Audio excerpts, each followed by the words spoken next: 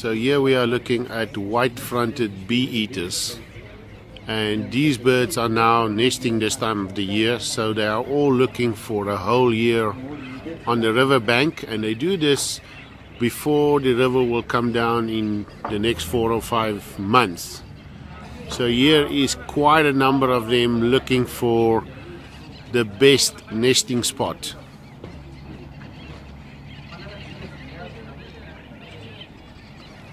It's a real pity that it's a little bit too far. I'm going to try to zoom in a little bit more.